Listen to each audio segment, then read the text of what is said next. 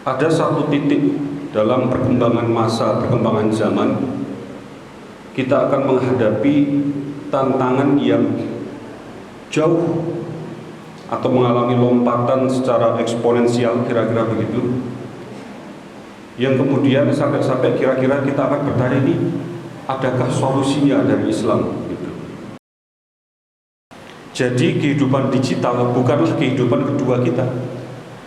Kehidupan digital adalah kehidupan sehari-hari kita. Jadi 90% dari 401 triliun hanya mampir sebentar di Indonesia, pergi ke negeri tirai bambu. Apa yang kita dapatkan? Bayar pajak dalam tahun tersebut, pajak belanja online 3 triliun rupiah. Anak-anak kita yang jadi konsumtif dan segala macam. Mengapa terjadi? Sekali lagi, kita tidak punya kontrol sedikit pun terhadap pintu-pintu kehidupan digital kita. Assalamualaikum warahmatullahi wabarakatuh. Innal hamdalillah nahmaduhu wa nasta'inuhu wa nastaghfiruh wa na'udzu billahi min shururi anfusina wa min sayyiati a'malina may yahdihillahu fala mudhillalah wa may yudlil fala hadiyalah.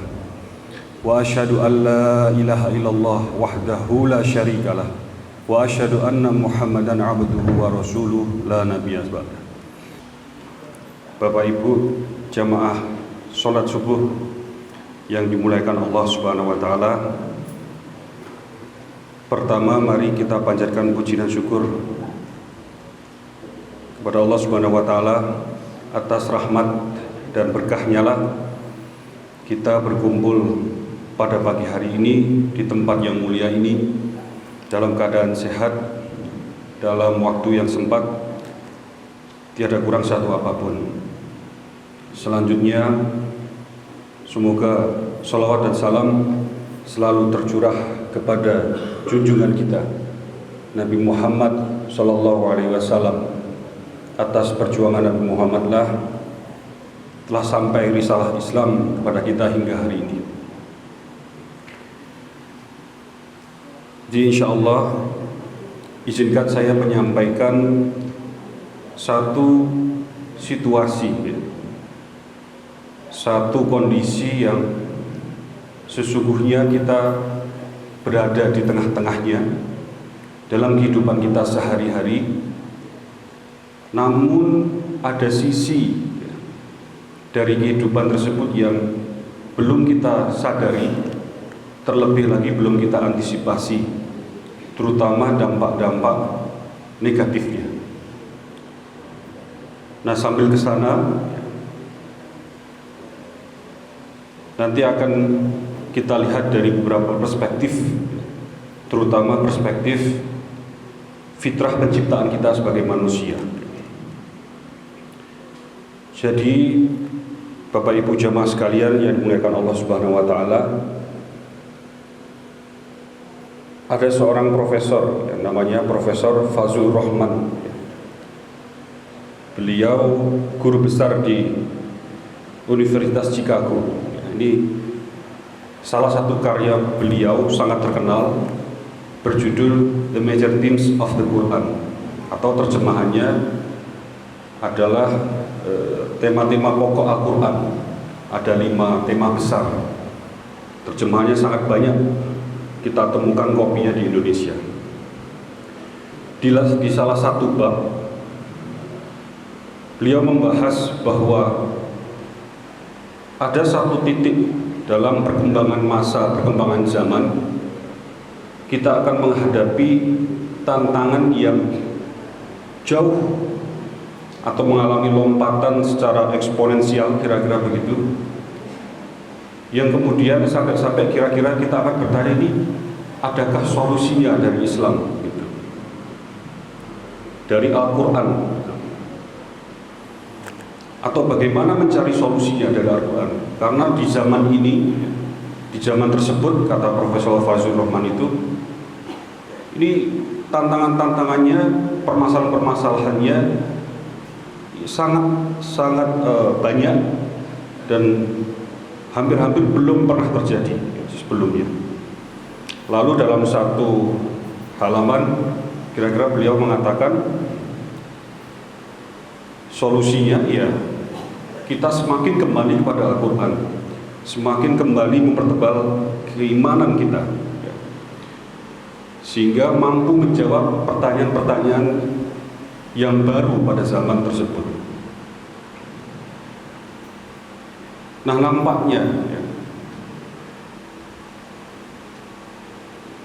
zaman tersebut adalah zaman yang sekarang kita hidupi, zaman yang kita lalui, terutama generasi anak-anak muda kita ini yang sekarang berumur remaja dan seterusnya, apalagi yang masih kecil, akan menghadapi tantangan-tantangan yang sebelumnya itu wujudnya belum ada, kira-kira begitu. Bapak Ibu sekalian yang dimuliakan Allah Subhanahu wa taala, sekarang kita hidup dalam kemajuan digitalisasi. Jadi dari data yang ada, 217 juta penduduk Indonesia hidup di dunia digital. Apa yang maksud dunia digital itu? Segala macam aktivitas yang kita lakukan, terutama melalui handphone kita itu, melalui aplikasi-aplikasi berkirim pesan, aplikasi belanja online, aplikasi sekolah online, kuliah online, dan segala macam. Itu kita masuk dalam kehidupan digital. Data menunjukkan setiap hari penduduk Indonesia dari 275 juta itu 80%-nya mengakses dunia digital itu 7 jam 42 menit lamanya setiap hari. Di sini untuk kita lihat bahwa kita sangat terasosiasi, sangat erat, mulai sangat tergantung apa-apa itu terhadap dunia digital kita ini, apa-apa dengan smartphone kita ini. Kalau kita proyeksikan, kita bayangkan kehidupan kita 5 tahun dari hari ini, 5 tahun ke depan, mungkin 7 jam 42 menit tadi akan semakin bertambah, karena apa-apa akan semakin online, sedikit-sedikit online, ya. Nah, kita tentu bersyukur atas satu kemajuan zaman ini, membantu kita melalui masa pandemi kemarin, menyintas masa pandemi. Anak-anak kita tetap bisa belajar online tanpa harus ke sekolah. Sekarang kita bisa berkirim pesan dengan sangat cepat. Kalau dulu harus menulis surat, pakai amplop, pakai perangko. Sekarang satu kali klik, insya Allah sampai saat itu juga. Jadi kemajuan digital seakan-akan melipat-lipat jarak dan waktu. Ini kita syukuri.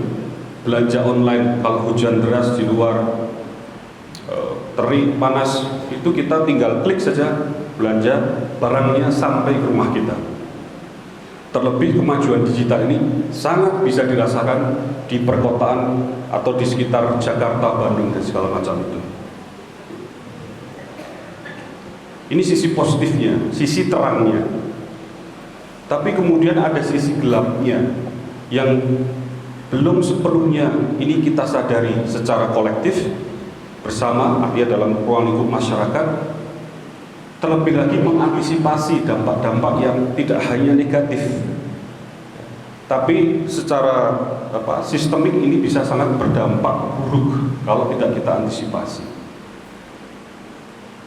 Nah, perubahan zaman ini kemudian menjadi satu tantangan, menjadi satu pertanyaan yang menohok terhadap fitrah penciptaan kita.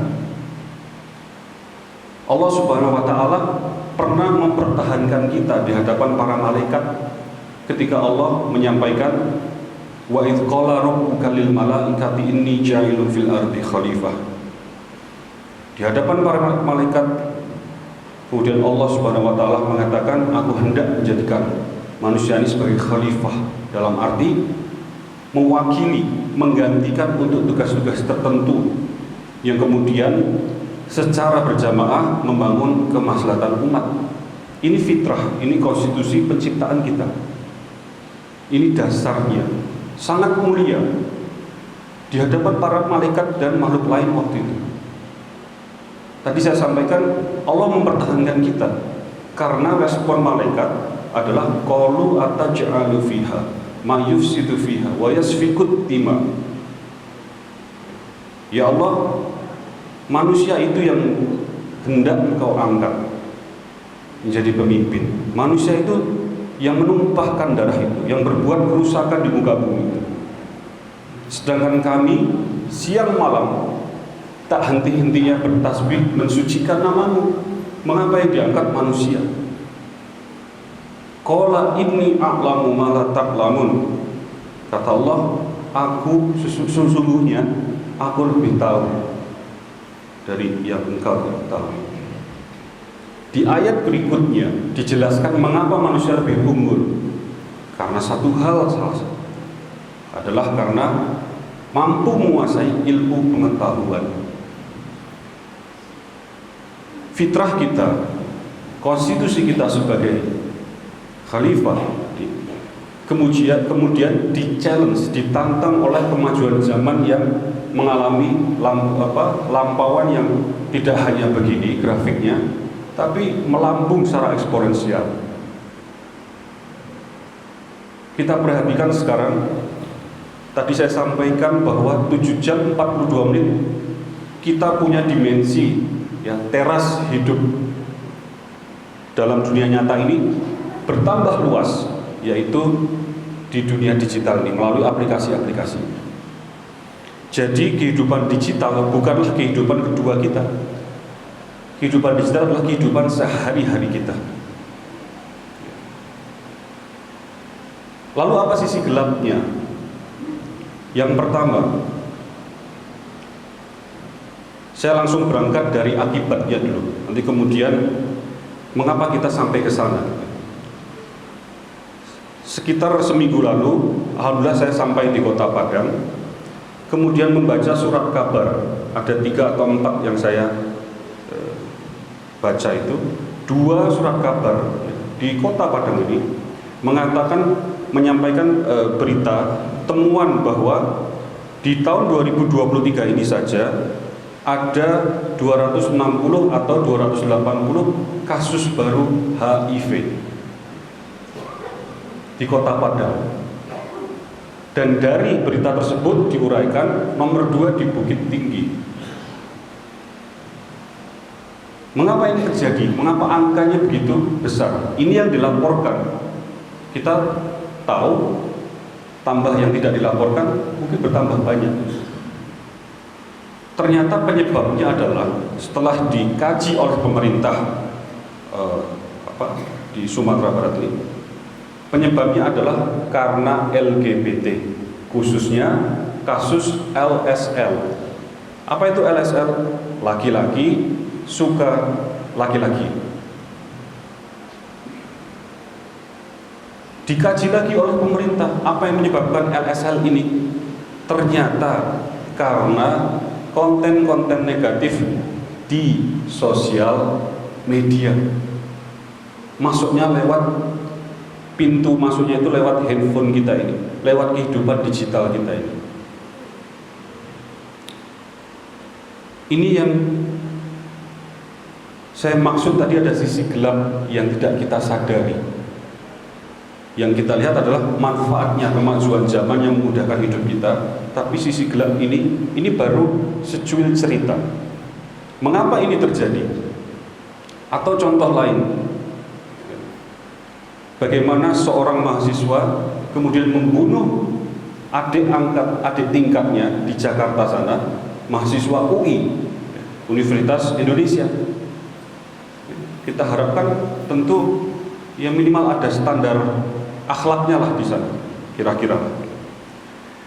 Itu membunuh karena terlilit hutang pinjaman online.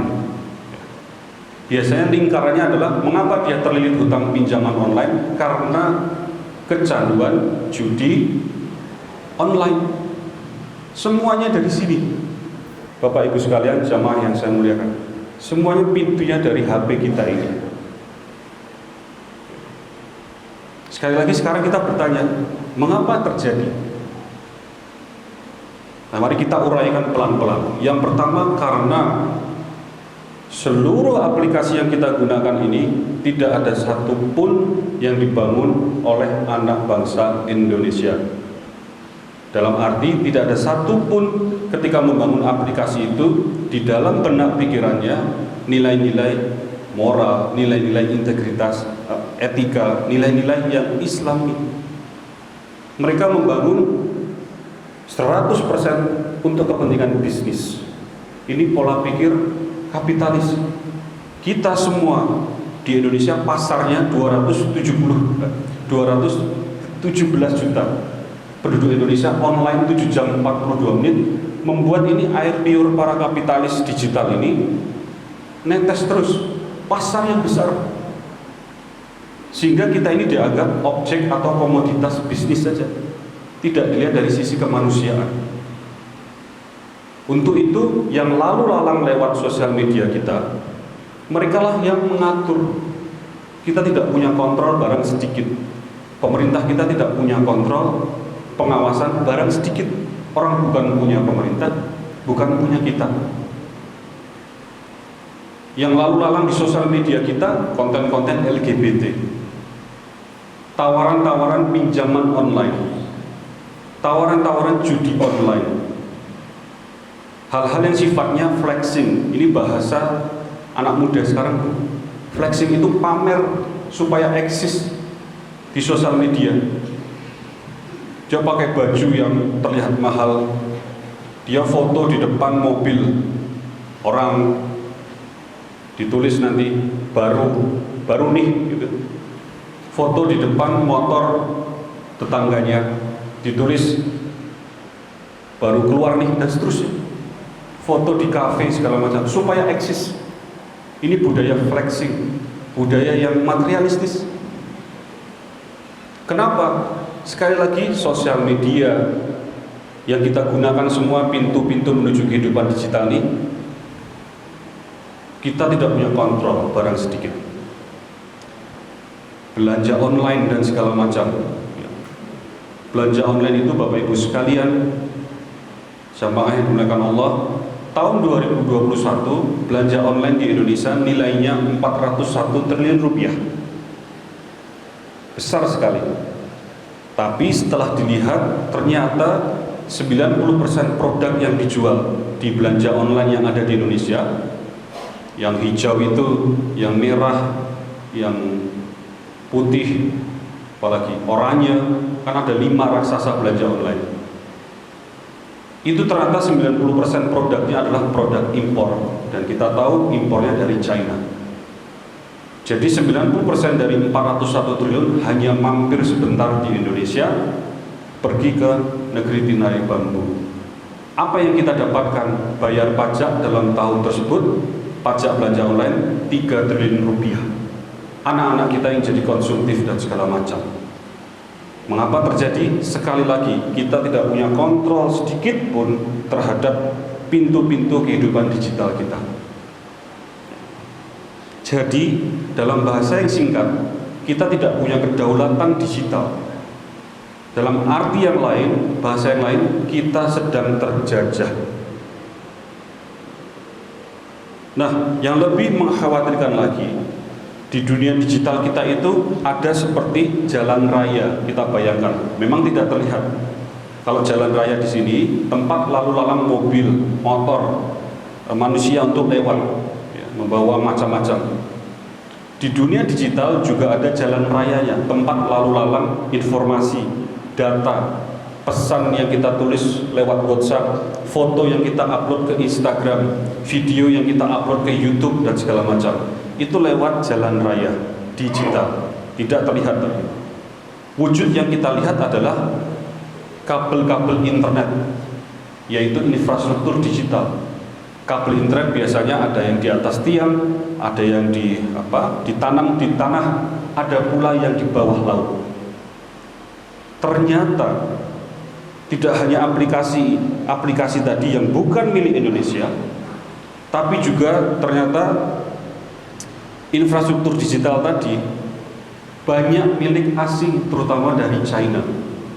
Bahkan sekarang China sedang membangun infrastruktur digital di Indonesia berupa 1.600 km jalur internet bawah laut menuju 4 provinsi di Indonesia Timur.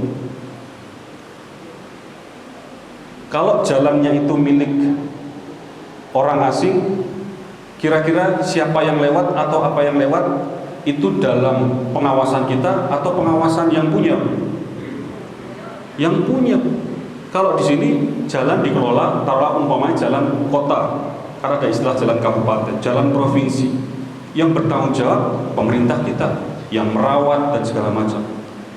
Kita tidak membayangkan kita hidup dalam langit NKRI yang digagas Pak Muhammad Nasir, pendiri bangsa kelahiran Alahan Panjang itu. NKRI menyatukan Indonesia yang waktu terpisah-pisah secara wilayah juga.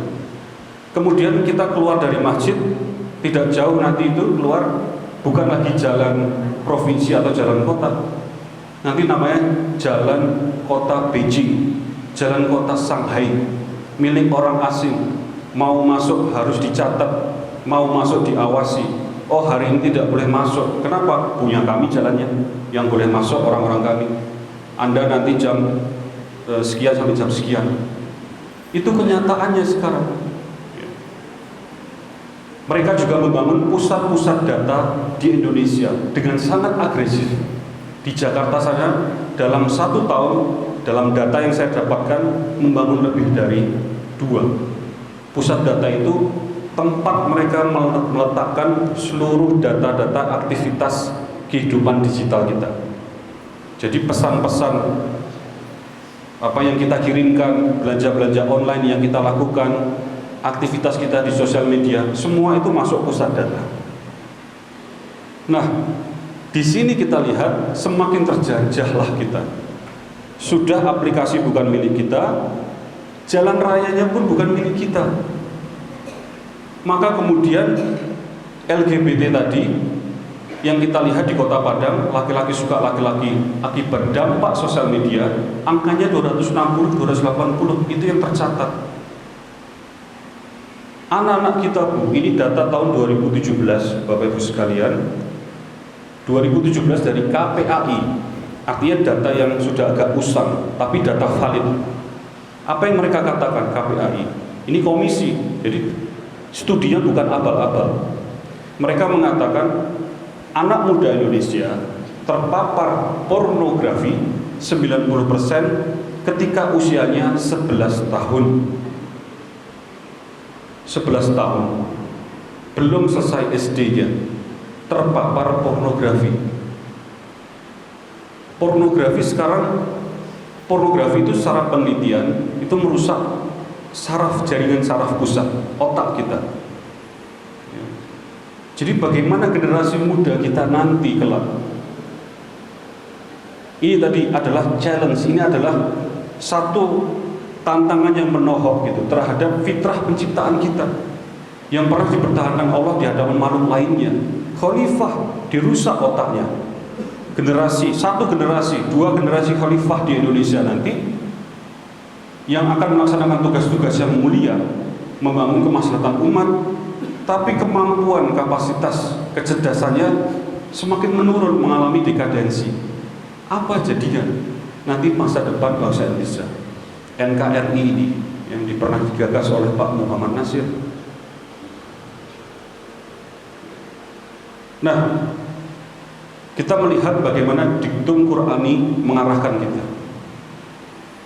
Quran ya, di Ali Imran 104 ini sering kita dengar, wal takum minkum ummah, berhimpunlah umatku, bersatulah.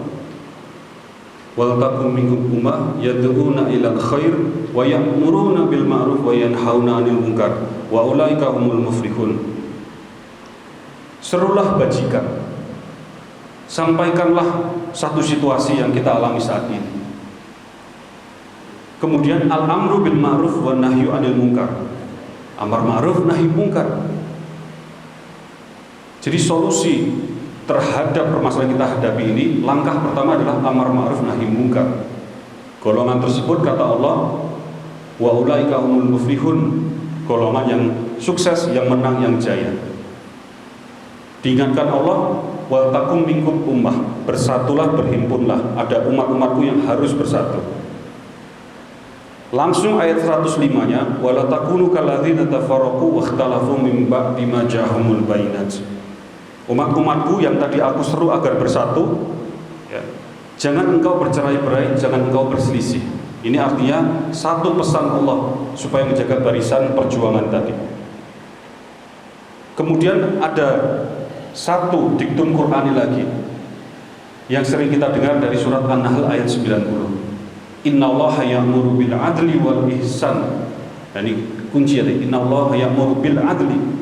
Di sini ada perintah untuk al-amru bil adli wa nahyu 'anil dzulmi. Selain al-amru bil ma'ruf wa nahyu 'anil munkar. Apa perintah di sini?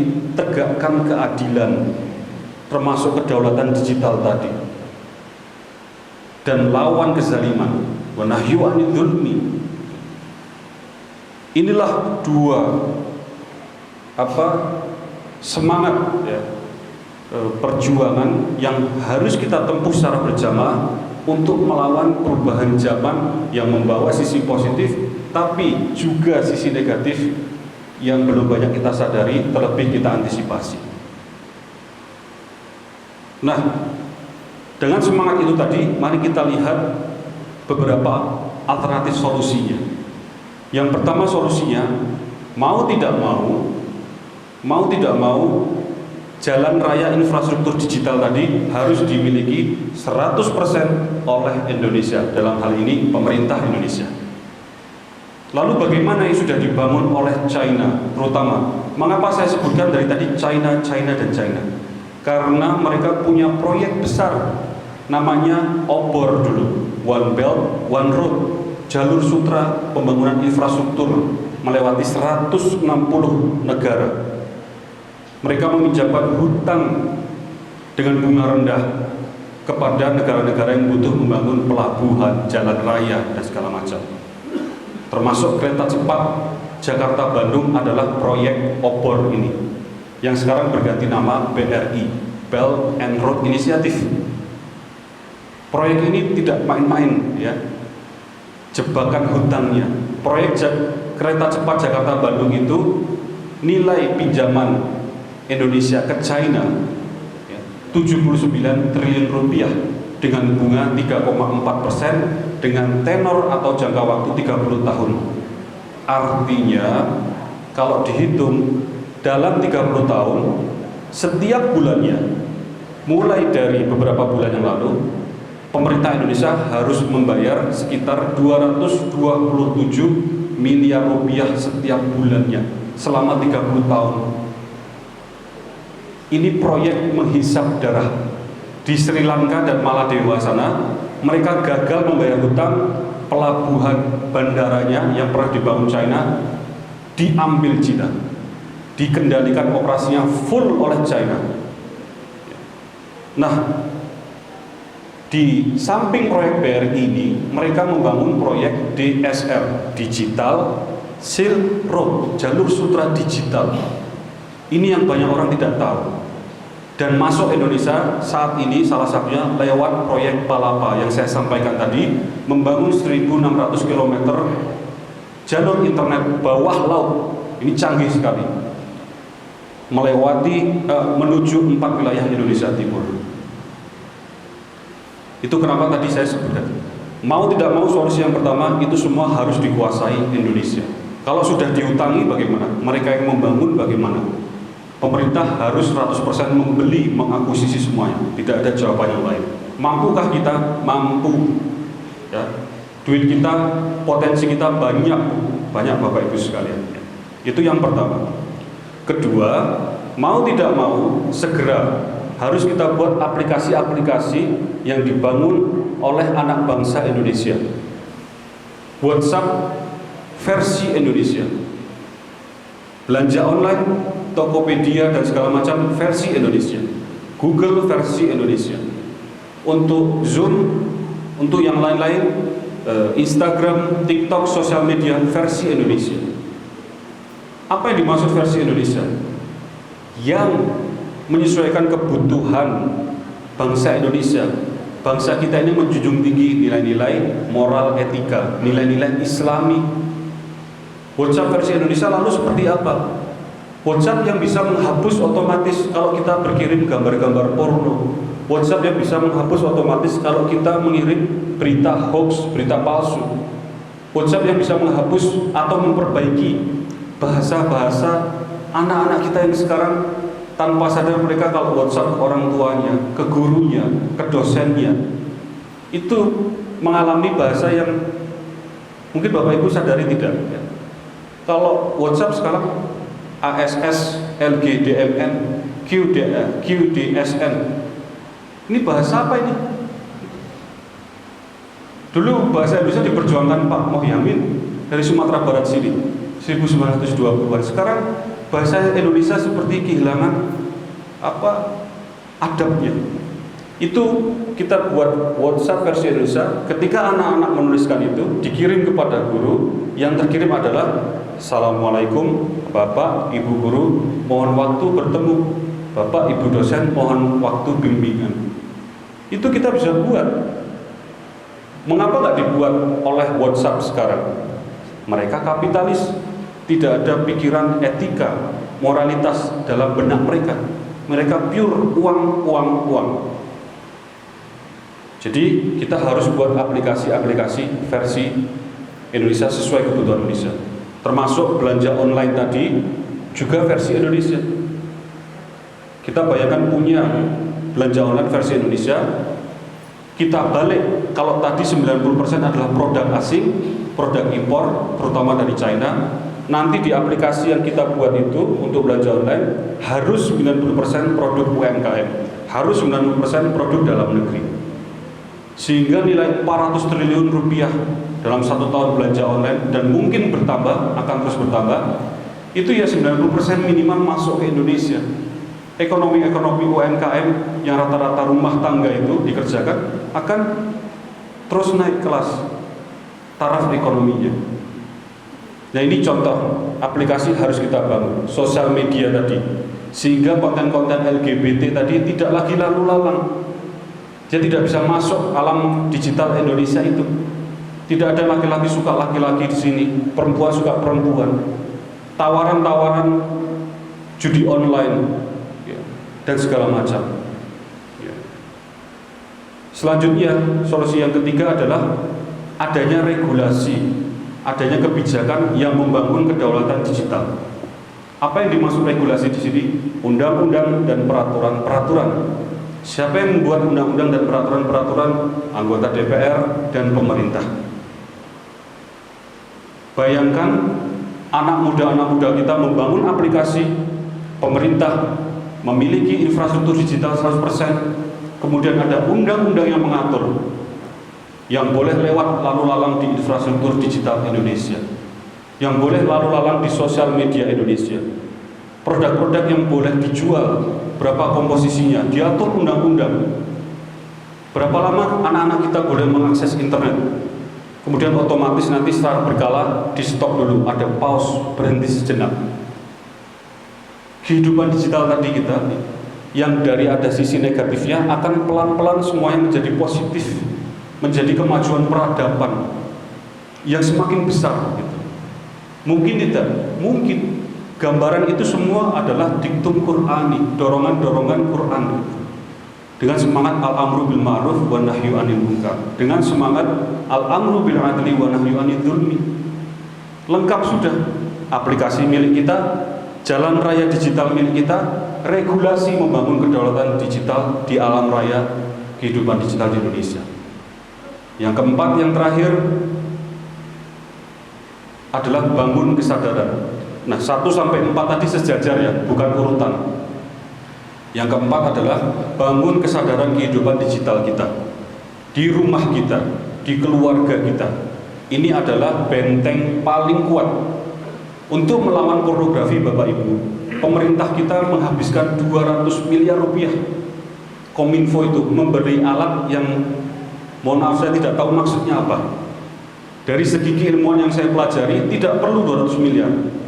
Ya, tapi mungkin karena mohon maaf tidak paham, Kalau orang tidak paham, asal mahal dibeli. Belum selesai itu, mereka mengajukan anggaran 1 triliun rupiah untuk katanya beli mesin baru yang bisa mengincar pornografi di dunia maya. Tapi sekarang keburu menteri ya, ditangkap kemarin.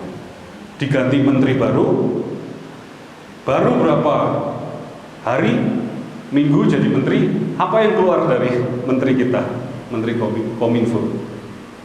Bukannya menghentikan judi online, malah beliau mengusulkan kita pajaki saja judi online tersebut. Gimana itu? Luar biasa ya. Sekali-kali kita undang ke sini lah ya, kita tanya maksudnya apa. Bukan dihentikan judi online yang wabah tadi, penyakit, dipajaki ya. Ini karena mohon maaf mungkin tidak paham ya. Nah, yang keempat, bangunlah benteng kehidupan digital tadi di rumah kita, anak-anak kita. Itu yang paling kuat ya. Saya mengalami ya, satu pengalaman, anak saya yang pertama perempuan. Waktu itu masih SD, ya, sekarang sudah SMP kelas 1. Suatu kali laporan ke ibunya, lapor ke ibunya dari game online yang dia mainkan, ya, karena memang kita beri waktu untuk main game online, terutama di akhir pekan. Itu ada ruang chattingnya, ruang berkirim pesan dengan sesama pemain game itu, yang dari entah berantah, itu bisa dari luar negeri, bisa dari Indonesia, dari mana pun tidak tahu. Nah, lawan chattingnya ini sambil main game itu, ternyata awalnya chattingnya baik ya, seperti apa, membuka percakapan dengan sopan dan segala macam. Tak lama dari itu ya, mungkin setelah beberapa hari pertemuan game online itu, meminta gambar apa, gambar anak saya itu tanpa busana. Untungnya anak saya curhat ke ibunya, "Bu, kok ada kayak gini?" begitu. Ini saya tidak membayangkan ada praktek-praktek LGBT tadi, praktek-praktek pedofil menyasar anak-anak kecil lewat game online. Kenapa? Sekali lagi, game online-nya bukan milik kita, tak ada aturan, tidak punya kontrol. Kalau nanti kita punya game online sendiri, kita sangat bisa kontrol. Bayangkan nanti yang lalu lalang di game online, setiap main 10 menit keluar satu ayat Al-Quran untuk dibaca, otomatis di sosial media kita keluar satu hadis untuk menyegarkan rohani kita. Itu semua bisa kita buat. Ini satu contoh Bapak Ibu yang saya kaget sekali. Untung anak saya cerita, setelah itu kita stop total game tersebut, jangan lagi, berbahaya. Tapi ini untuk kita sebarkan informasinya. Jadi hati-hati Bapak Ibu sekalian, dari benteng keluargalah itu kita bisa membangun kesadaran digital. Game online harus diawasi, termasuk buku-buku sekarang ya, terutama buku-buku berbahasa Inggris yang dijual di Peru Plus itu, biasanya di mall-mall itu buku-buku bagus.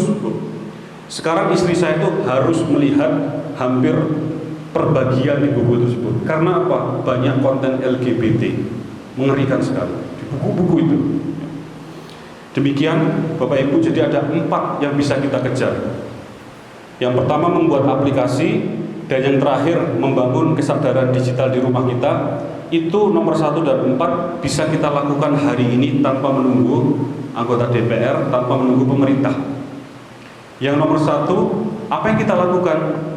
Membuat aplikasi ini bagaimana caranya?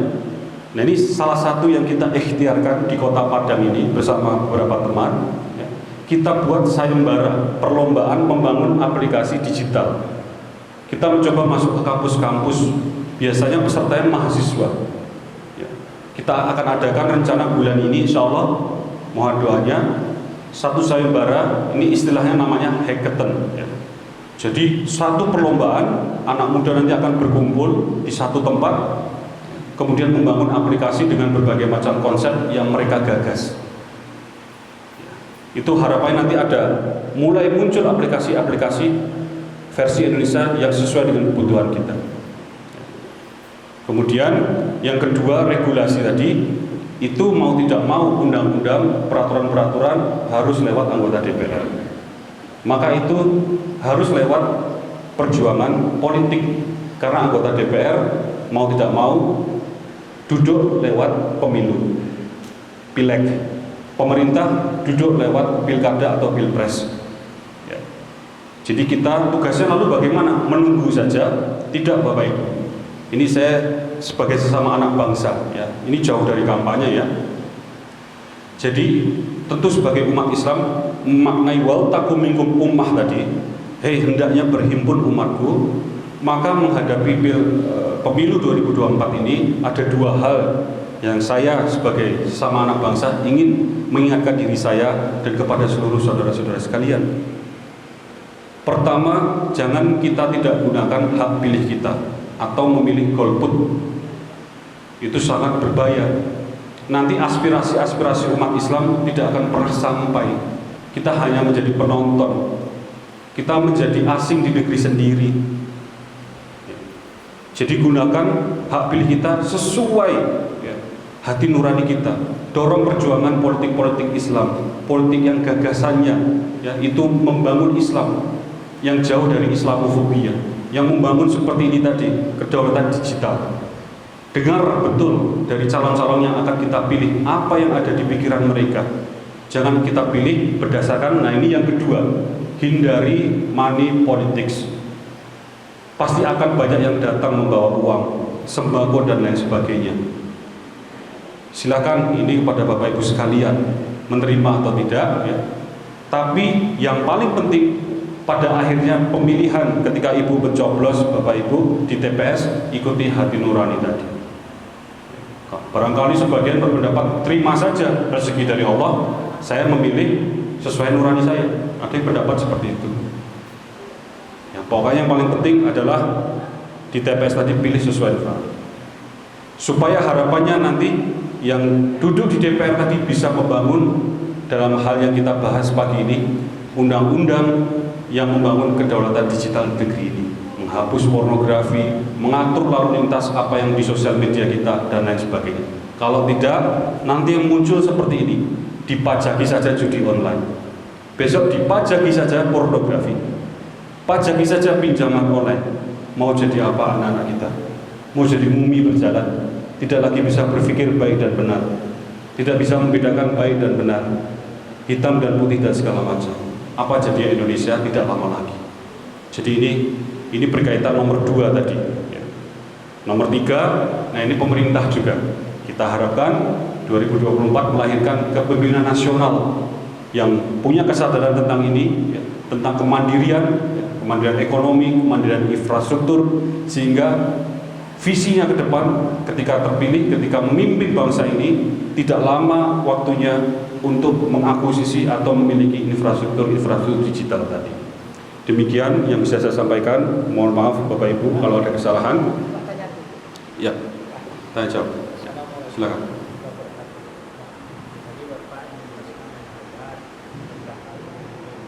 Ada yang positif, ada yang negatif. Ya. Dulu saya ada mendengar ada WhatsApp yang dibuat oleh anak bangsa, tapi hilang saja Pak. Salah satu bentuknya Pak negatif. Ya. Apa penyebabnya? Ya. Jadi Bapak menanyakan, Bapak Ibu sekalian, dulu ada WhatsApp yang pernah dibangun oleh anak bangsa kita, tapi hilang, kalah bersaing. Ya. Apa penyebabnya? Penyebabnya mungkin ya kalah bersaing banyak faktor Pak. Ya. Jadi orang sudah pakai WhatsApp, malas pindah, ya. Orang pakai WhatsApp atau orang mencoba aplikasi anak bangsa tadi, kok agak sedikit lambat dan segala macam. Mungkin ini bisa saja terjadi. Solusinya apa Pak? Regulasi. Undang-undang tadi kita paksa mulai sekarang tanggal berapa? 7, ini 7 Desember. Umpamanya ada undang-undang paling lambat 30 hari sejak tanggal 7 ini, umpamanya Pak ya, ada peraturan ya dari pemerintah seluruhnya harus migrasi ke WhatsApp versi Indonesia. Karena WhatsApp yang barat itu akan ditutup. Kita bisa buat regulasi seperti itu Pak. Dorongan dari pemerintah. Mau tidak mau semua migrasi. Nah sekarang ini WhatsApp yang sekarang ini tempat menaruh pusat datanya, tempat menaruh percakapan Bapak Ibu sekalian. Jangan kita kira percakapan WhatsApp kita itu tidak bisa dibaca orang lain ya. Sangat bisa dibaca oleh pemilik WhatsApp. Seluruh yang kita kirimkan itu letaknya ada di pusat data. Pusatnya di mana? Pusat datanya. Mereka buat di luar Indonesia. yang ibu kirimkan kepada suami, yang bapak kirimkan pada istri, kepada anak, bisa dibaca dengan sangat gamblang apa isinya, foto yang dikirimkan dan segala macam. Berhati-hati. Jadi itu Pak, regulasi menurut saya. Saya tambahkan satu data sebelum lupa, Bapak Ibu sekalian, belum lama ini ada penelitian, ya, ini menambah data tadi saja, ya, tentang penjajahan digital China ini. Ya. Dua handphone merek China ini termasuk yang merajai pasar Indonesia. Ditemukan dari penelitian yang dilakukan di Skotlandia, University of Edinburgh. Saya alhamdulillah pernah ke sana sekali. Mereka menemukan dua handphone merek China ini melakukan pencurian data tanpa penggunanya sadari, dikirimkan ke China sana. TikTok itu juga diblokir di beberapa negara. Nah ini adik-adik yang muda ya. TikTok itu diblokir di beberapa negara karena disinyalir juga mencuri data dan dikirim ke pemerintah China sana. Jadi bedanya ibu-ibu sekalian, bapak-ibu sekalian, Cina itu kekuatan komunisme terbesar. Ciri khas negara sosialis itu pemerintahnya punya kendali penuh terhadap apa yang di bawahnya, termasuk perusahaan-perusahaan digitalnya. TikTok adalah perusahaan swasta China, tapi mengapa diblokir oleh beberapa negara? Karena mereka takut sekali pemerintah China itu menekan TikTok untuk mencuri data, sehingga diblokir. Tambahan Pak. Jadi saya nanti berkesimpulan. Saya khawatir ya ini pencuri data sebab sudah suka belum ada. Ya ini ditambahkan Bapak, kekhawatiran kita pencurian data pemilu atau kecurangan data di pemilu. Nah Bapak Ibu, ini juga saya bersama tim Partai Umat pernah datang ke KPU pusat, presentasi di hadapan dua komisioner. Kita pernah membuat jumpa pers juga. Saya mengusulkan waktu itu perubahan sistem teknis pemilu menggunakan e-voting. Jadi tidak lagi ke TPS, tapi menggunakan HP, tentu dengan pengamanan yang ekstra. Dengan sistem e-voting berbasis blockchain, ini istilah teknis. Maksud blockchain ini apa? Data pemilu tadi tidak diletakkan di satu lemari secara digital itu. Yang kita klik itu tidak diletakkan di satu lemari, tapi kita letakkan di 34 lemari. Di copy Pak. Ini teknologi blockchain namanya. Kalau ada perubahan, ada orang jahat berusaha masuk di satu lemari, berusaha mencoba mengubah data pemilu. Seumpama ibu memilih A ya sebagai caleg. Ada orang jahat berhasil masuk ke satu lemari, dirubah mencari pilihan ibu menjadi B. Maka 33 lemari tadi harus menyetujui perubahan ini. Ini desentralisasi data. Dan jadi 33 tadi bisa mengawasi, oh tidak, ini nggak benar, batallah perubahan tadi. Jadi bisa dibayangkan ini teknologi sangat aman. Setiap data di-copy 34 kali, ya. Setiap ada perubahan kecil harus disepakati 33 kali. Di balik 34 lemari data tadi, ya, itu isinya adalah masyarakat, KPU, Bawaslu, yang nanti kalau ada perubahan seperti dapat WhatsApp, setuju perubahan ini atau tidak setuju. Ini pernah kita usulkan Pak. Konsep yang kita usulkan ini menghemat 80 triliun rupiah. Tidak ada lagi honor-honor untuk KPPS. 2019 berapa yang meninggal KPPS? Tidak ada lagi nanti uang tinta itu mahal sekali. Kertas tidak ada lagi. Ibu pada hari H buka aplikasi, pilih, tutup, data tersimpan. Bagaimana daerah yang nggak ada internet atau yang internetnya ini?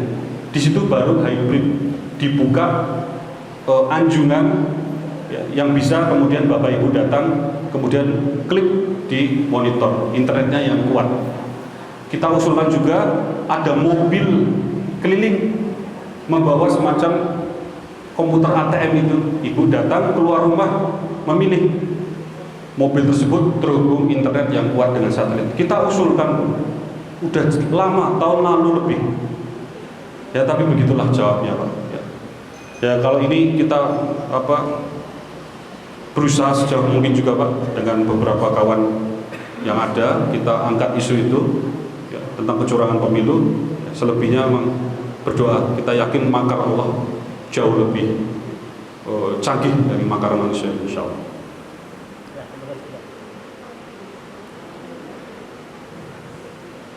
Mau kita akhiri atau demikian, Bapak Ibu, karena sudah jam 6.15 dan nanti mungkin waktunya sarapan juga.